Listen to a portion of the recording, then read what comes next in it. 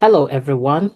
Welcome to Part of the Solution. I am your host, Dr. Siobe. Today's topic, we are going to span from varieties of interesting topic from Nigeria 2027 election race engine igniting, the African boycott of South Africa on Africans Day, Burkina Faso miraculous 117 budget surplus, Somaliland opening its embassy in Israel, Pope Leo XIV warns about AI, Senegal constitutional war, and UEFA Champions League finals.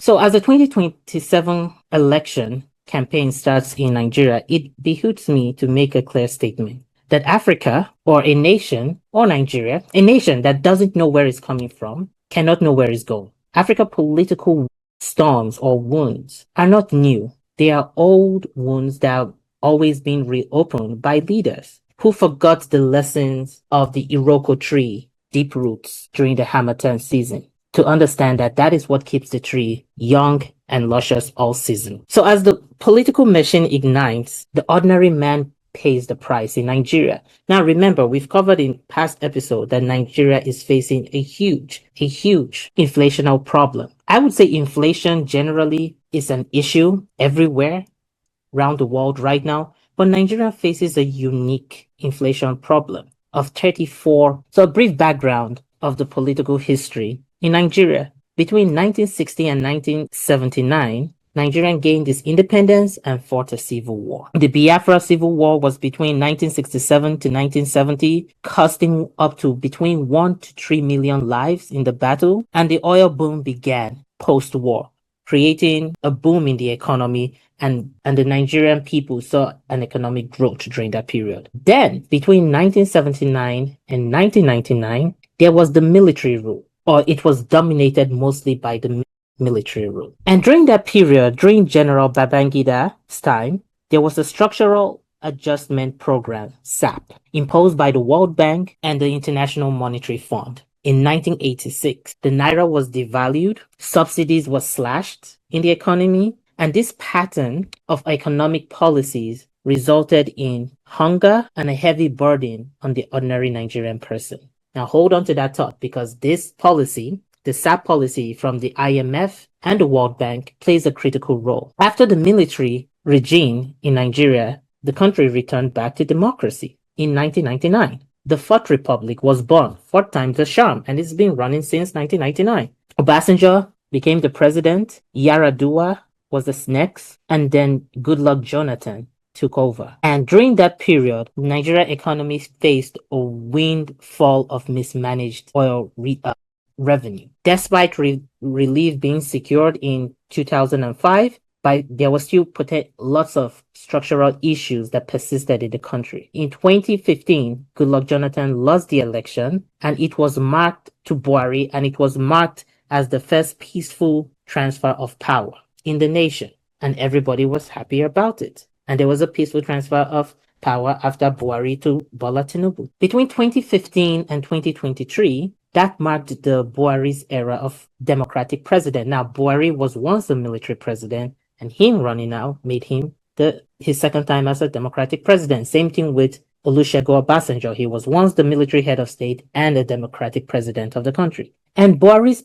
era aimed to crack down corruption. That was what he ran with, and economic reforms. The Naira was pegged. Basically, the Naira moved from a floating exchange rate to a fixed exchange rate. Most economists will not recommend that, but that was the policy that was passed at the time, and it led to distraught. The forex market had a crisis, and then came the 2020 COVID-19 shock. Subsidy dependency reached 4 trillion Naira annually by 2022. And so when the current president, Bola Tinubu, came in, on his first day, he got rid of all subsidy. And this hit the Nigerian economy with a huge shock, because the price of fuel quadrupled, or was 5 times the price of fuel before the subsidies were removed. He removed the Naira from a fixed exchange rate back to a floating exchange rate, basically telling the market should determine the value of the Naira. But during his time as presidency, inflation is up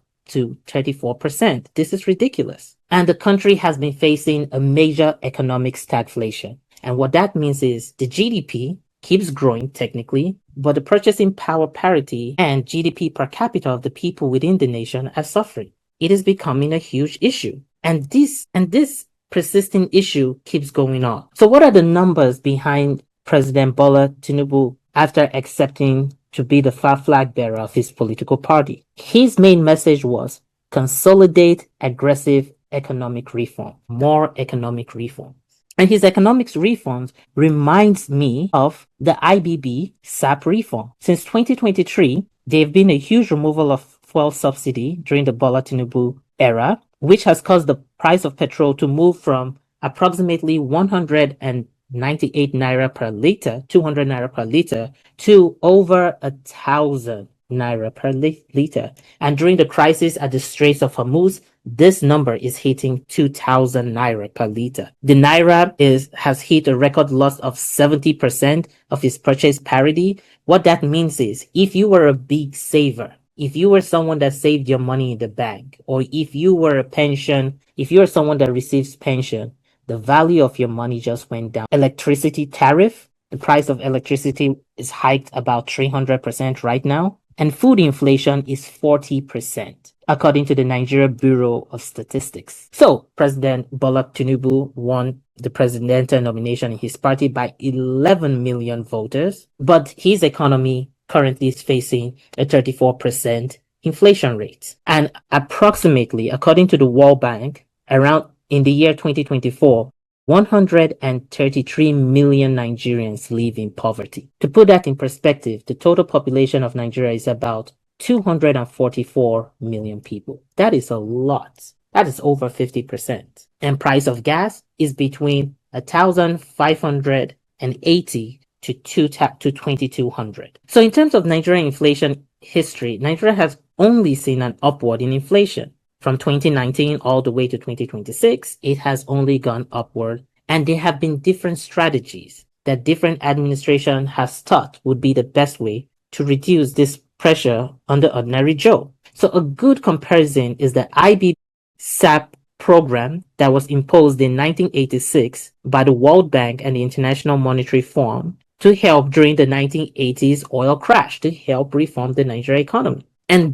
President Bola Tinubu's playbook seems to be very identical to that. So during the IBB's regime, there was subsidy slash. The federal government cuts funding for public services, utilities, and essential petroleum products. Same thing President Bola Tinubu did when he came to office on the first day. He cut off the long-running petroleum subsidy program that was costing the nation a lot of money. Again, about 4 trillion naira annually.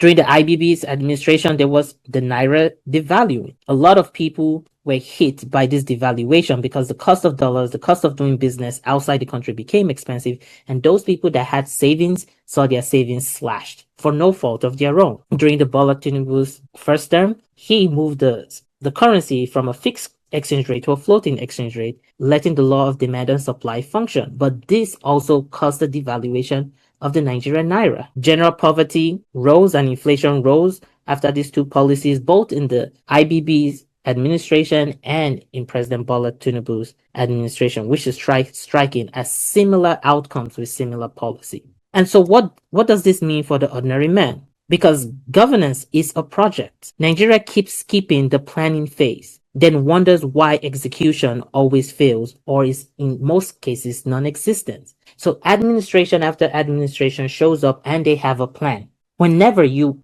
are even in a company or you are in a country and the past administration policy cannot be adopted by the new administration. So the new administration literally has 8 years. And within those 8 years, they want to start everything at fresh. The country is not going to move forward. It's just not going to move forward. So what are some benchmarks? Gas prices are up between 580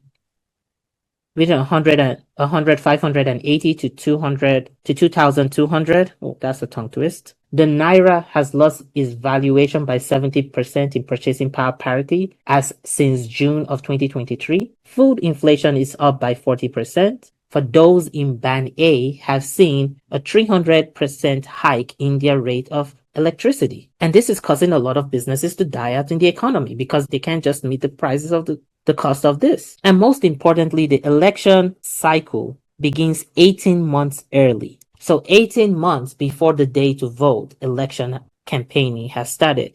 Now, anyone that knows the Nigerian economy knows that during the election period, there's a huge flood of campaign money into the economy, which is going to squeeze the ordinary Joe even further. So what could be done to solve this problem? My first recommendation would be to establish a national economic stabilization charter, a project charter that defines scope, stakeholders, the central bank, the private sector, and its success metrics. No project would ever succeed without a charter. Within the National Economic Stabilization Charter, any new administration can come in and go out, but the project plan remains the same. This shouldn't be a bipartisan or a quadruple partisan ideology. This should be a Nigerian first project that helps the country move forward. On the planning stage, build a clear work breakdown structure for the reform. Subsidy phases out roadmap, forex exchange roadmap, and the liberalization time, the realization time of what's going to happen between this timeline.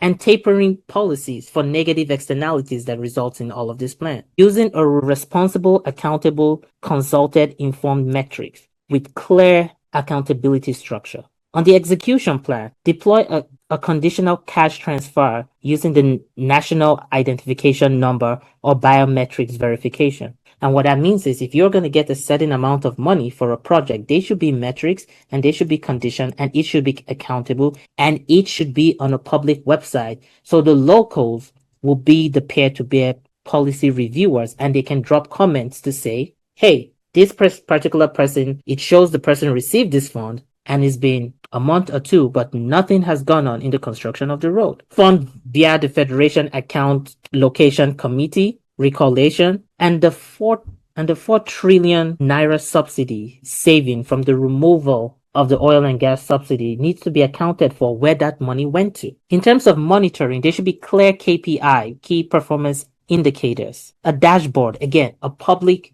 office dashboard that everybody can see what project is going on. Because again, the federal, state, and local government are funded by the taxpayers. So the taxpayers need to know where their money is going to. And if their money is effectively being used per the project charter. And every policy, every administration, every economic growth plan needs to be closed with a lesson learned on a register so that the same issue, we don't keep going the same mountain over and over again. Governance is a project. Nigerian keeps skipping the planning phase and then wonder why execution always fails. Now, moving on to Africa Day and the boycott that happened in South Africa. This is a very interesting story that has been developing for a very long time. And most of the affected nationals, you see Nigeria, 28%. In terms of nationalities that are in South Africa, Zambia, 22%. Namibians, 18%, Malawians, 12%, and then the Congolese, 10%, and then all other African nationals meet the other 10%. So this is the full, I would say, nationality distribution of diasporas in South Africa that are working in their economy. And this crisis is 30 years in making. Quick update. The reason why May 25th is established as African Day, it has to do with the Organization of African Unity, the OAU, now called the African Union. And that was the month where the organization, the OAU, was established. And for that reason, they honored that day, May 25th, as Africa Day. So what is the history of the South Africa boycott? Let's take us back to 1994, when President Nelson Mandela of the ANC party won. And in his speech, he promised Pan-Africanism brotherhood. Migrants poured into the post-apartheid South Africa. South Africa opened its doors to Africans and African migrants, especially those that were fleeing conflicts. Now, you remember, Nigeria did fight a civil war, and a lot of people that have fled to South Africa are usually those that are running away from conflict. So in 2008, the first phenomenon of xenophobic wave killed 62 people, and over 100 people were displaced on May 2028. Mostly Zimbabweans, Malawians, and people from Mozambique. Those were the three nationalities that were targeted in 2008, and the world was shocked. It was a huge surprise. The second wave was in 2015 when King Goodwill had a speech, and that speech was phrased as pack your bags and leave. And this ignited violence that resulted to between 5 to 7 people were dead as a result of this. And then the third wave happened in 2019. And this was Nigeria. As a result of this, Nigeria recalled its commissioner after Nigerians in South Africa were targeted in Johannesburg. And as a result, there was a retaliation back in Nigeria. The MTN Group office was attacked. ShopRite was attacked in Abuja in retaliation to what had happened in South Africa. Now, between 2024 and 2026, there has been more xenophobic waves happening in South Africa. And the most thing to identify about this xenophobic wave is it targets a particular race, or I would say a particular color of immigrants. So if they were going after everyone in the world and saying, we don't want immigrants, everybody go, that will make a difference. But they're going after Africans. That is their primary target, Africans. And I believe that is what resulted in the boycott on African Day. An envoy walked out of the Northwest Province. Nigerians, Ghanaians are now seeking reparations for the damages that were caused. Minister McKenzie anti-immigration campaign, a lot of people are blaming his campaign for this, as his campaign is the cause of what is going on. And this reminds me of Shaka Zulu between 1787 and 1828. He built the Southern African's greatest empire. And with the pride of building that empire, he then turned on his own allies, and his kingdom collapsed from within. If South Africa is aiming to repeat the same pattern, disrespecting intercontinental trading for short-term political applause, this will have a major hit on their economy, because we can just take the lessons from Shaka Zulu when his empire was great and he acted in similar ways. Just a train of thought. So what are some solutions they can use to solve this problem? In the act of not repeating Shaka Zulu rhetoric or actions, how can we solve this problem? Activate Article 13 in the African Union Free Movement Protocol. This agreement was signed in 2018, but yet to be ratified by the South African government. A bilateral trade treaty. Nigerians, Ghanaians should come together and create a memorandum of understanding. The governments should come together. There's no need for violence. There could be clear explanation of how the two countries can work, the three or multiple African countries can all work together. ECOWAS leverage. Nigerians should link trade proposals to South Africa on a standard base and standard protection. And cultural diplomacy. South African and Nigerian creativity economy zone and build a mutual identity. These are some policies, in my humble opinion, I believe can solve this problem rather than violence, because it's safe to say that everyone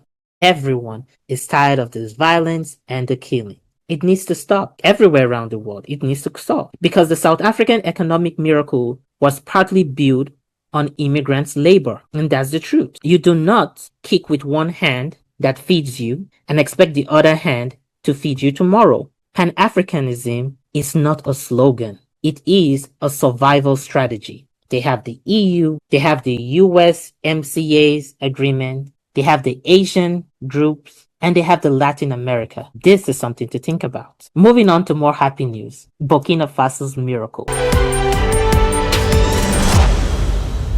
Defying sanction, defying isolation, and also defying Western world criticism, Burkina Faso has been able to pull it off. Because how does a landlocked, sanctioned nation post a positive budget surplus in the first quarter of 2026? And that is the miracle that everybody has been thinking about. Thomas Sankara was a president between 1949 and 1987, renamed Upper Valley Burkina Faso land, for history will tell that Thomas, a president of Burkina Faso between 1949 and 1987, slashed his presidential salary, planted 10 million trees, and achieved near food self-sufficiency during his time. And this is one of the policy that Traoré is building up on. So he has seen what that president had done, and he says, I think it can be done. Because during the fourth quarter of 2025, Burkina Faso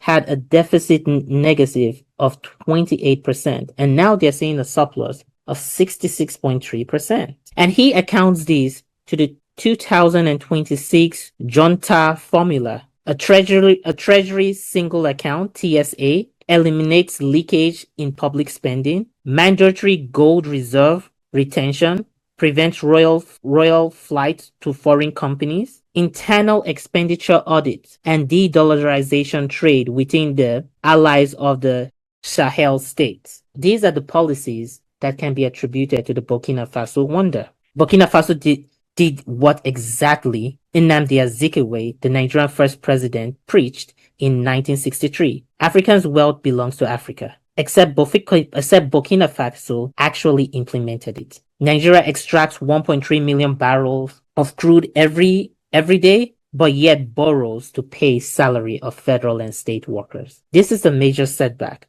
and I believe the Nigerian government can learn a thing or two from Burkina Faso, except for the coup. We kind of like the democracy going on. I think we've had a fair share of military rule down there. So what can Nigerian learn from Burkina Faso? A single government account eliminates duplicated revenues and duplicated spending. Resource sovereignty. Retain mining revenues locally and try to work with local companies that are owned by and for Africans. Try to have some food security and electricity and petroleum security reserves. Expenditure discipline. Cut unnecessary spending going on. If the spending is not worth it, given the fact that 133 plus million people in Nigeria are in poverty, then it should not happen. Trade with the blocked states of the Sahel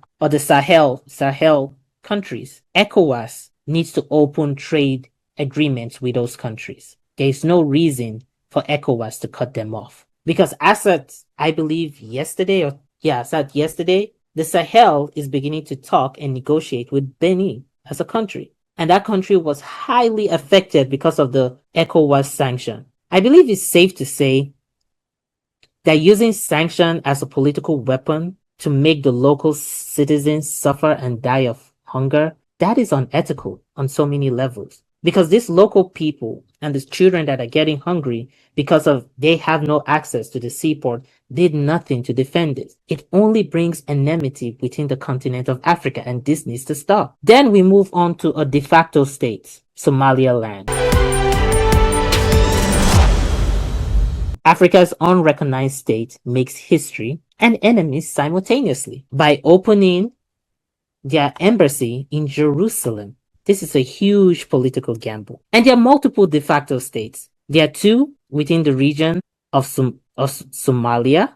There's the Somaliland, and then there's the Puntland. So Somalia is tried to be divided into 3 different countries. And the Somalian recognized government is not having this. Because of the embassy that has been opened in Jerusalem, Egypt, Saudi Arabia, Qatar, Turkey, and Somalia condemned it as a violation of international law. Somalia's land calculation, trade, continental goodwill for direct to Israel and US security is a development partnership. I read the document. I really didn't see the United States identifying with them as the way Israel has done. But I think most articles that plug in Israel with the United States are just doing it for funsies. I don't think the United States recognize Somaliland as a country yet. Not against them. And here are some other de facto states. There's one at the southern side of Morocco that has been established since 1976, and they have a population of 600,000 people. In the case of Somaliland, I actually forgot, it's been established since 1991. They have their military, and they also have a population of 5.7 million people. I remember the first time I heard about Somaliland, that was around 2014. I ran into someone and I was like, hey, where are you from? The person said Somaliland. I said Somalia, and the person said no, Somaliland. And so there it is. Also in Cameroon, the Anglophone speaking, the English speaking side has been declared a de facto state since 2017. They have a population of 8 million that are claimed to be in that de facto state. So what are some solutions for the de factos? Because hate it or love it, these countries are running as a government. They take taxes. They have their military. They have their police. They have their court system. but they are just not clearly recognized right now. The African Union must develop a de facto state engagement framework, like the EU, like the European Union. They have an Eastern Partnership model to prevent unrecognized states from being weaponized by external power. So if a particular region is seen as a de facto state, the African Union needs to step in and ensure that outsiders, non-African and African countries, cannot use those regions as political weapon, because it would only lead to bad things when people are used as political weapon. Trust me, we've seen this story before, and we definitely did not like the ending. Moving to artificial intelligence that have gotten a whole plethora of boos during graduation. Yeah, it's hard to be leaving college with a debt of $200,000 in your account, and AI can do the job 2 seconds faster than you. That's just not a thing that anybody was hoping to wake up to. That's not what anybody was waking up to. And so, Pope Leo XIV had something to say. In his speech at the Catholic University in Central Africa in Cameroon, and about 8,000 students attended, one message: the AI revolution risks alerting humanity very relationship with truth. Technology without conscience is colonialism with a better branding. That is exactly how he said it. Africa must build AI that speaks Yoruba, Hausa, Igbo, Pidgin English, or remain a market for someone else's intelligence. Because if the AI is taking all the jobs and the AI is telling you what is true and what is not true, where does African play? The raw earth extraction. Africa holds 80% of the global cobalt from the Democratic Republic of Congo, 90% of platinum from South Africa, and a significant lithium from Zimbabwe. Every AI chip, every EV battery contains African raw minerals extracted under predatory colonial era contracts. So a lot of these contracts needs to be reformed and needs to be renewed. The African Union needs a digitized transformation strategy. Between the strategy was written for 2020 to 2030, calling for Africa's own AI database. The National Information Technology Development Agency must mandate local data hosting. That is, whatever is happening or whatever AI is being used or being promoted in Africa, the data centers needs to be localized. And this will bring us to another topic about data center, because data center has been a news that has been going wild of recent. And the more I read into that story and I write the research about data center, the more I say to myself, this is getting scary. In conclusion, the Pope warns against losing humanity connection and morals grounded. And that was his speech. And that was the full circle of his speech. He's not against AI. I don't think anyone is against AI. I think people are asking the major question: what is the ethical way to use it? And how can we know the side effect? Because everybody talks about the positive of AI. It's great. AI is great. AI is magnificent. And they only talk about the positives, but no one talks about the negative. What could be the downfall of AI? Then we head to Senegal's constitutional war. 2 lions, 1 throne, the people caught in between. When 2 elephants fight, the grass is who suffers. And we all know who the grass is, right? Which is basically the ordinary Joe, the people. Faye and Sonko constitutional war, while Senegal faces a 13 billion debt bomb counting down. So a backstory. In 2024, Faye wins the presidency just days after his release from prison.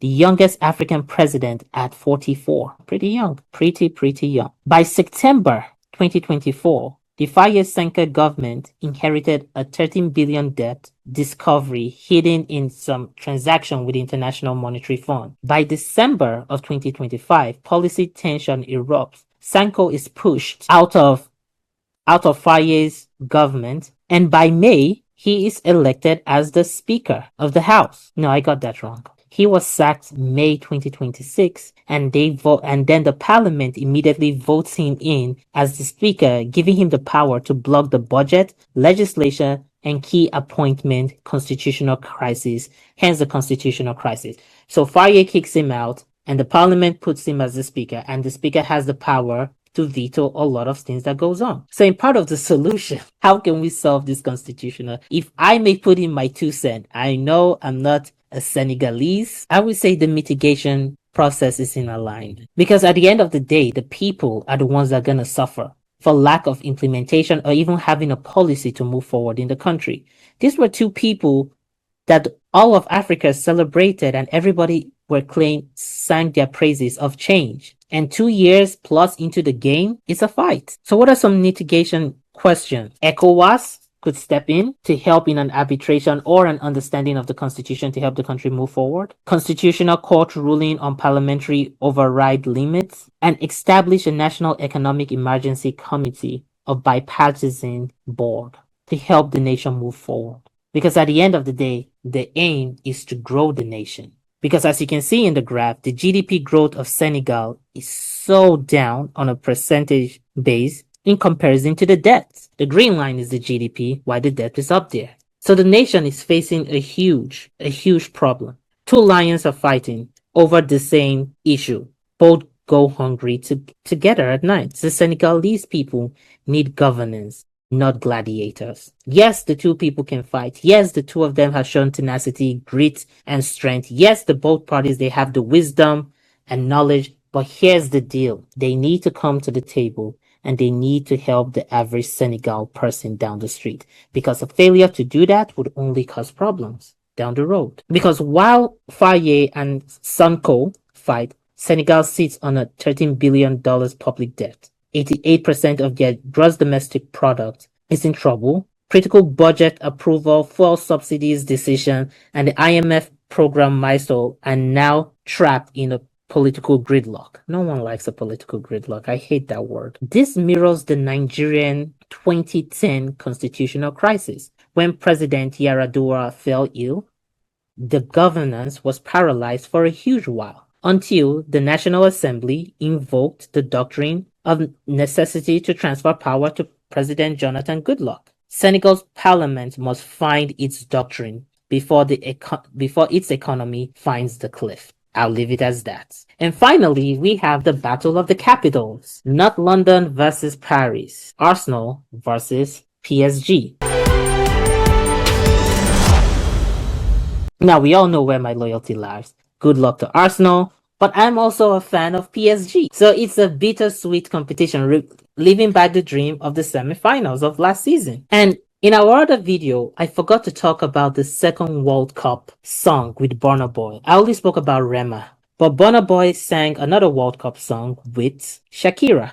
But here's the deal. There was a first World Cup song by an American musician, famous guy. I don't know his name. I don't listen to country music, but it sounded like a Ford commercial. If you don't believe me, go on YouTube, click a Ford video, F-150, F-250, and just play the song by the side, and it would rhyme. I will not be playing any of the songs because of copyright issues. So none of their songs will be played. But FIFA got so much backlash, so much insult on that song because there's boycotting. No one is excited about this World Cup for some reason. I don't know why. Maybe the Champions League is kind of overriding their shine. So hopefully after the season, the NBA, but after NBA, we just have the baseball. So I don't know how football is gonna survive this. And the price of the tickets are ridiculous. No one is that excited. I don't even see the World Cup swags anywhere, except for tequila football that's out there everywhere. And so FIFA did the wisest thing to bring two Afrobeat musicians. Well, we have to give it to Shakira, right? The Lady Wolf. She did a great job. She has done great jobs in World Cup songs. So they really needed her this time. And she was able to deliver with Burna Boy. And so did Rema and the cultural diversity with K-pop, Afrobeat, and Latin American rhythm in the other song. And everyone has listened to this too, and they're like, okay, maybe this World Cup could be resurrected. Maybe, who knows? And African football or continent has contributed a great deal. African players in the UEFA Champions League by nationalities: Nigerian 18%, Senegalese 14%, Ivorians 12%, Moroccans 10%, Ghanaians 9%, Egyptians 8%, and all other African countries 29%. So Africa is well represented in the UEFA Champions League.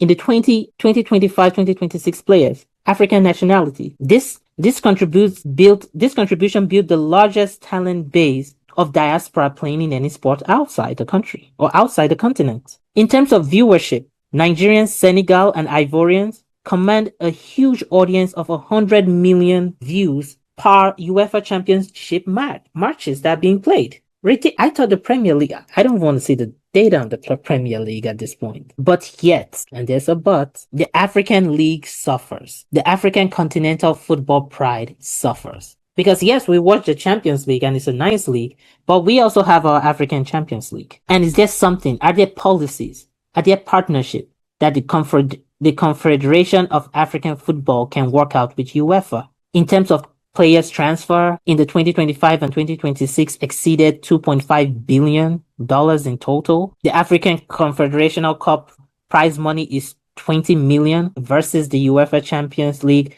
of $4 billion. Same talent on equal return. Yes, this is the same argument that everybody would say constantly. Why don't you just watch the African League if you care so much about them? That is a very, very valid question. But I think it's safe to say the African League needs huge financial support and huge incentive for talents to be willing to come back to play in that league. Similar to what's happening in the Saudi League. It has a huge influx of money by investors. So the African billionaires and millionaires need to invest. The African club, they need to put their football agency on the stock market so fans can become shareholders and they can raise capital and become contributing stakeholders on decisions that matter. That is one way to get the African League going. Because Africa does have the viewership. 100 million per UEFA Champions League game, that is a lot. So today, our story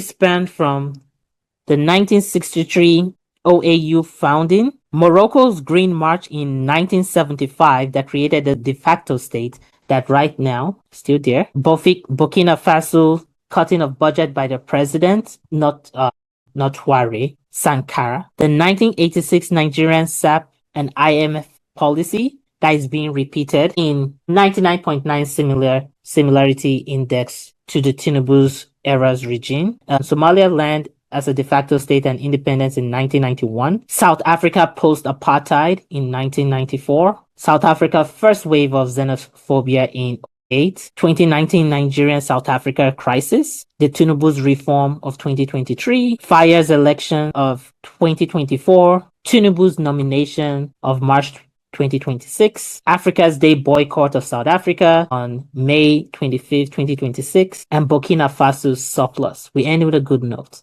Burkina Faso's budget surplus, a miracle that no one saw coming. So that's all we have for you guys today. Yeah, see you next time.